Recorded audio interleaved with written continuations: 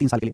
बोला 3 साल में साधारण ब्याज के रूप में जिस राशि का भुगतान करेगा वह उसकी मंथली सैलरी की कितनी प्रतिशत है, ये सवाल है। रॉय की 1 महीने की तनख्वाह 18,000 रुपए है। रॉय ने 30,000 रुपए का कर्जा लिया, 30,000 रुपए का कर्जा लिया 5% ब्याज की दर से। तो 3 साल में रॉय को कितना ब्याज देना पड़ेगा? 1 साल में 5% ब्याज, 3 साल में कितना देना पड़ेगा? तो आ जाएगा मेरे दोस्तों 15 या 45 रुपए।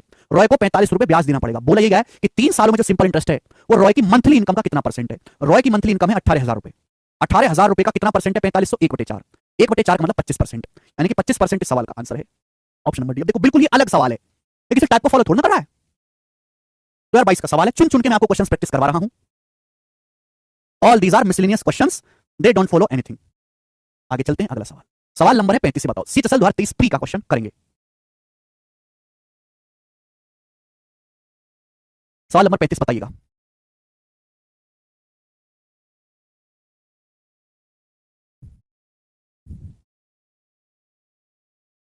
अमाउंट बोला इसमें, कहां बोला है?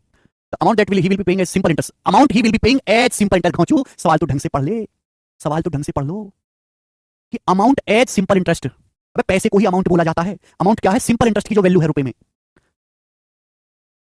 तुम्हारे हिसाब से अमाउंट का मतलब केवल मिश्रधन होता है। अमाउंट, अमाउंट प्रिंसिपल को भी कह सकते हैं, अमाउंट ब्याज को भी कह सकते हैं, हर चीज अमाउंट ही तो है, हैं? Amount he will be paying as simple interest, साधारण ब्याज के रूप में जो उसने पैसा दिया है, साधारण ब्याज की बात हुई। आगे चलेंगे, ये करो जल्दी से 35वां सवाल।